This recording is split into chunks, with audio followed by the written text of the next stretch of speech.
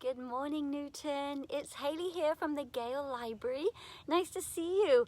Once again, we're here for Preschool Stories, and I am sitting outside on this beautiful Tuesday. And it is not as windy as yesterday, thank goodness, because yesterday I think I would have blown away if I was sitting out here. It was crazy. So today, what day is it today? Let's have a think. Our story time is on the same day of the week. Can you guys remember from last week? Let's sing our Days of the Week song. There are 7, right?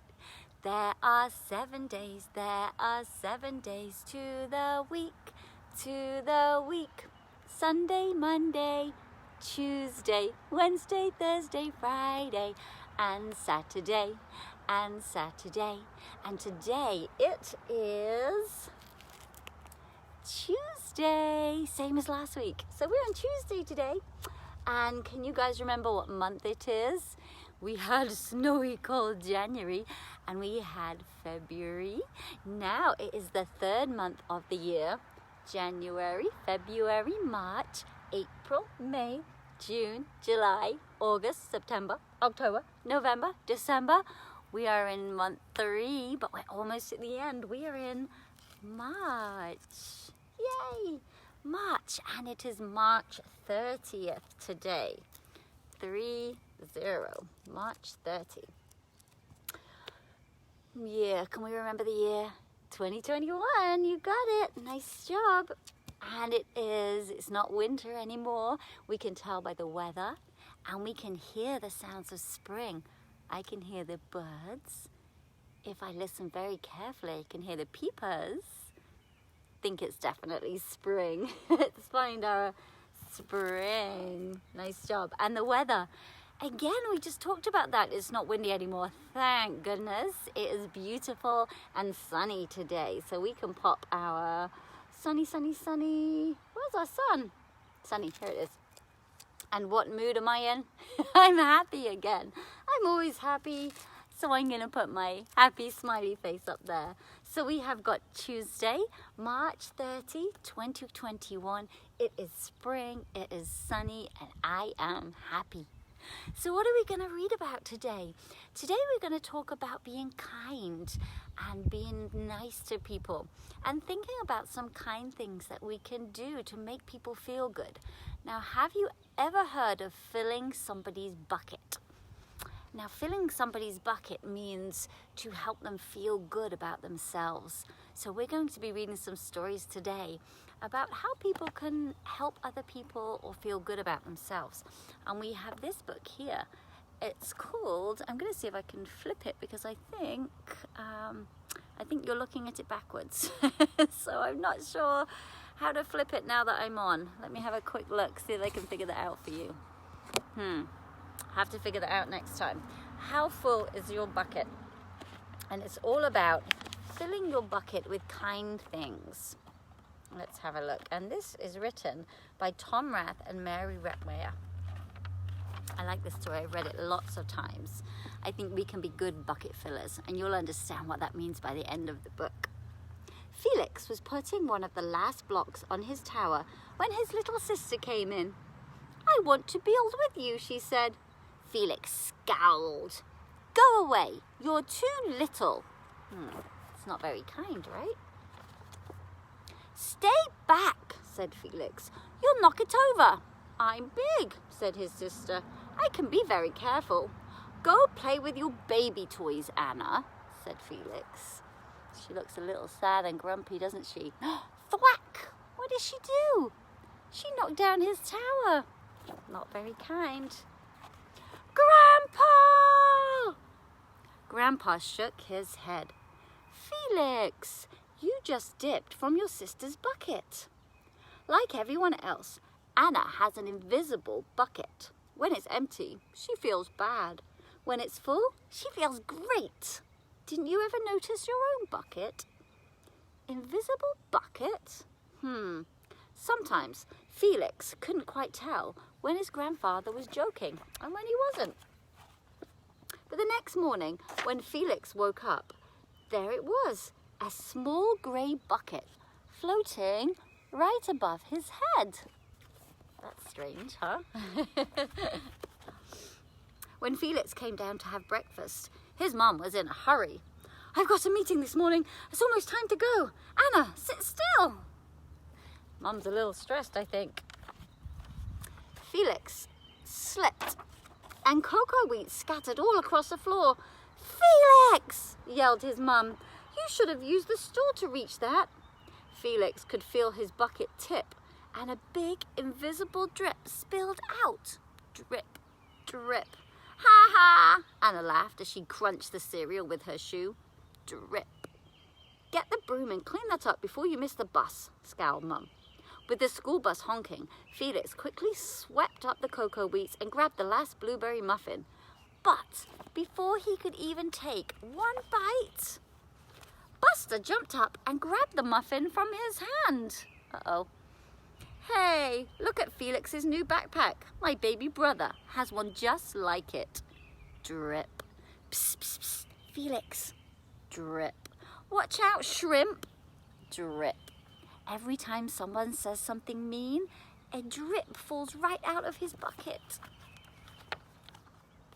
It was still morning, and Felix's bucket felt almost empty. People hadn't been making him feel very good about himself.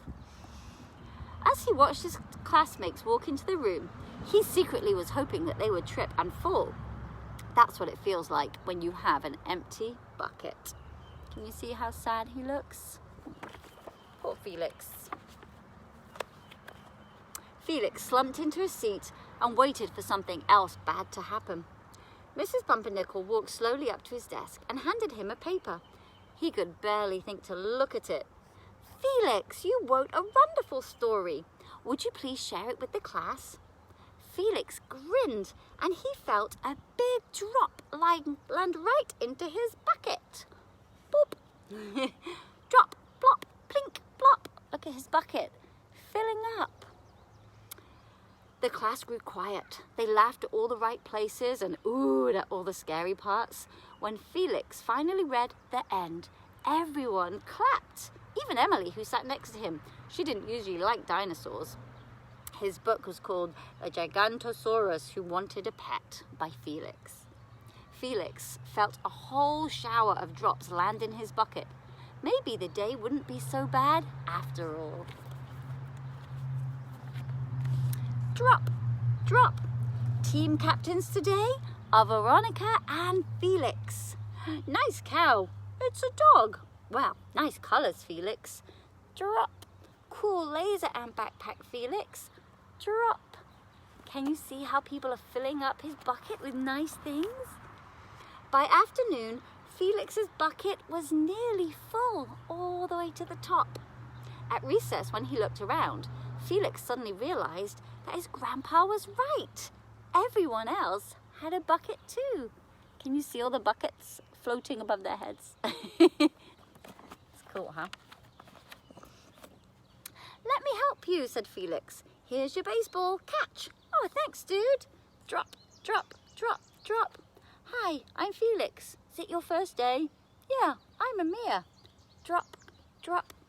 The strange thing was that for every drop he helped to put in someone else's bucket, he felt another drop fall into his own bucket. When Felix burst in the door after school, he shouted, "Grandpa, Grandpa, you were right. I do have a bucket, and now I understand just how it works." Then he saw Anna's doll. It was torn. Bad dog, he almost scowled. But then he thought dogs might have invisible buckets too. "Your doll will be okay, Anna," said Felix. "Mum will fix her. Watch. Until then, do you want to help me build the tallest building in the world with my blocks?" That's a bit kinder than the start of the story, huh? And so they did. And they both have their bucket and they're full to the top. So we can fill people's buckets all day by saying kind things and trying to help them. Can you think of something you might be able to do to fill somebody's bucket? Let's have a think. Maybe you could tell somebody today that you love them. Or maybe you could give a gift, maybe pick a flower, or even open the door for somebody, give somebody a hug in your family. What else could we do to fill somebody's bucket? See if you can have a think about that. All right, so I have a little song actually. Let's think. It's called the Kindness Song, and it goes to the tune of You're Happy and You Know It. Do you guys know that one? It goes like this. It's so cool to be kind, to be kind. It's so cool to be kind, to be kind. It starts right here with me. Sprinkle kindness and you'll see. It's so cool to be kind, to be kind. It's so cool to be kind, to be kind. It's so cool to be kind, to be kind. It starts right here with me. Sprinkle kindness and you'll see. It's so cool to be kind, to be kind. Isn't that nice? I think so. All right, I have another story here. This one, and actually our crafts this week, let me tell you this. Miss Kate and I have put together your craft bags this week, and inside we have got this really cool little bucket you can make, and you can fill it with lots of kind words. And we also have a story this week called The Three Little Gators. So we have done a snappy, awesome alligator craft, which there is a YouTube video about, which will follow our story time in the chat down below. So please be sure to check that out, because they go very well with our stories this week. Okay, The Three Little Gators by Helen Kettleman and Will Terry. Once, there were three little gators who lived with their mama in an East Texas swamp. Here I go with trouble turning the pages again. One day, Mama said, "It's time for you young'uns to set out on your own. Make sure you build your houses strong enough to keep you safe from the big-bottomed boar. Tasty, tender gators are his favorite snack." Oh. So the three little gators set off. Soon they came upon some rocks. "Aha," said the first little gator. "A house of rocks would be safe from the big-bottomed boar." "Bad choice," said the second gator. "Rocks are heavy, far too much work." "Way too much work," said the third gator. "Heavy or not, I'll build my house with rocks." First gator began rolling rocks into a pile. His brothers waved goodbye, and they walked on until, plonk, a stick landed on second gator's head. He looked up. In the tree above him, Hawk was building a nest. "Aha! I will build a stick house," said third gator. Oh, said second gator, sorry. "Bad choice," said third gator. "It's still too much work."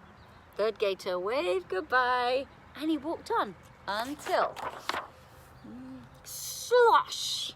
The third gator came to a river. He stopped to rest on the soft, damp sand along the riverbank. "Aha," he said. "A house of sand will be the easiest one to build." He pushed the sand into a big pile, and he dug a tunnel. Then he made a door from branches. "Ha!" the third gator laughed. "Big-bottom boar won't even know this is a house." And with that, he crawled in and fell asleep. After a while, third gator was awakened by a loud noise. Slough, snurf, snort. Little gator, let me in. I smell tender gator skin." Third gator trembled inside his house, but he called back, "Go away, big-bottom boar. I'll never open my door." This story is a lot like the Three Little Pigs, isn't it? "Then I'll wiggle my rump with a bump, bump, bump and smash your house."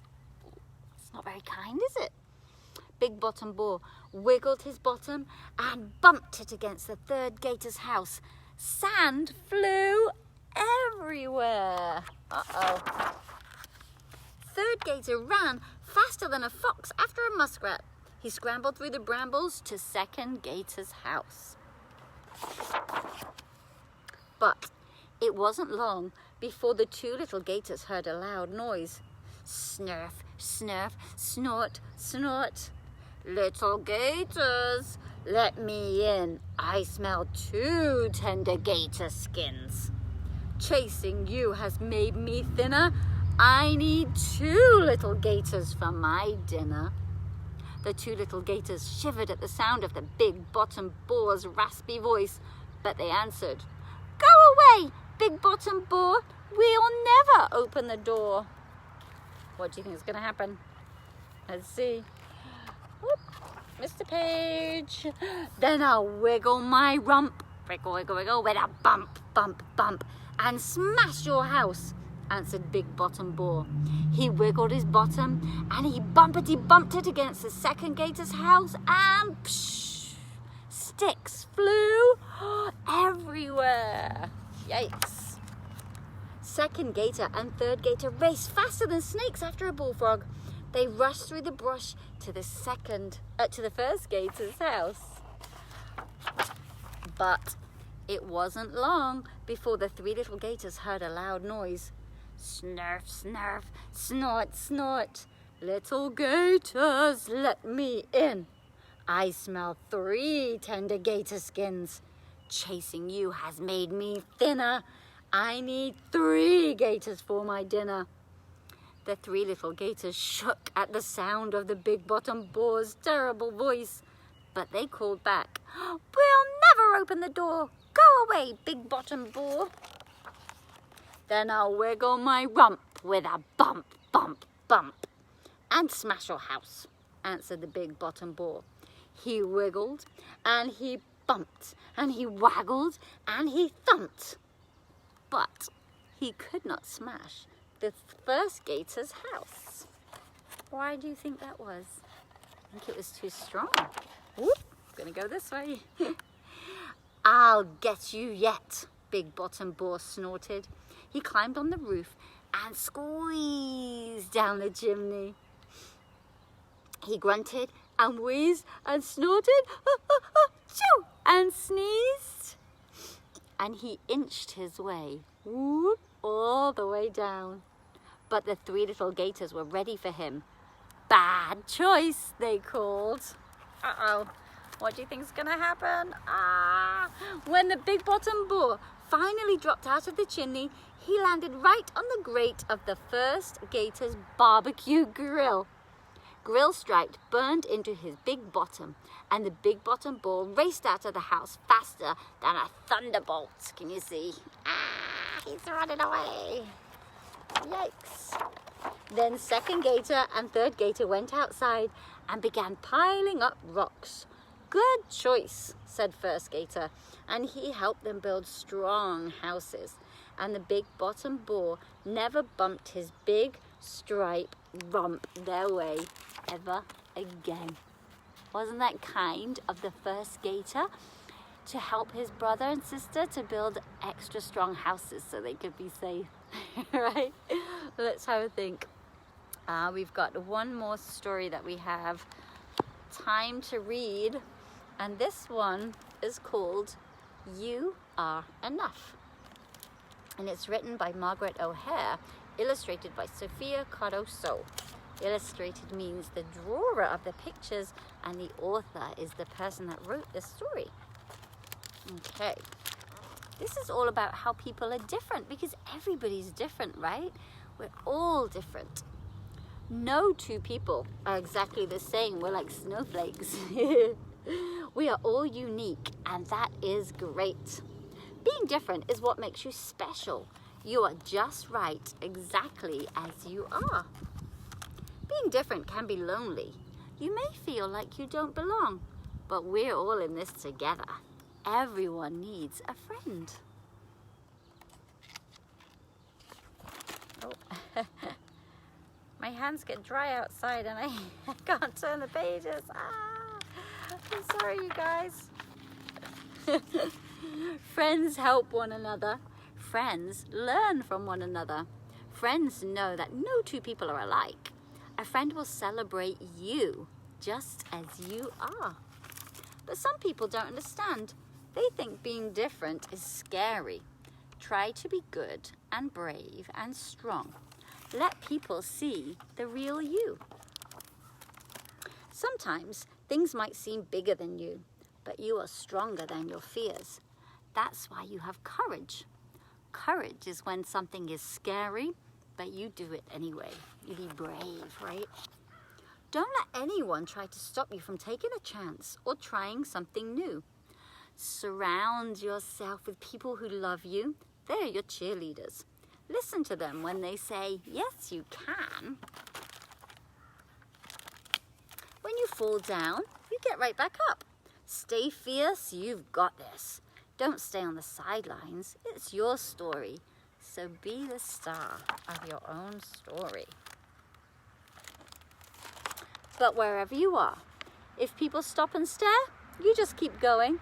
Remember, not everyone may understand you. But that doesn't mean that you still can't be happy just the way you are. Wouldn't it be boring if everyone was the same? Being different is beautiful. Just be you, because you are enough. Being enough means that you're full of love, you have purpose. You're not perfect, because nobody is, but you are okay being perfectly yourself. You are enough, and your friend is enough, and your teacher and your neighbor are enough too. We remember that all the time. We remember that we all belong. We look for the good in the world. Start by looking in the mirror and love what you see there, because just like me, you are enough. The end.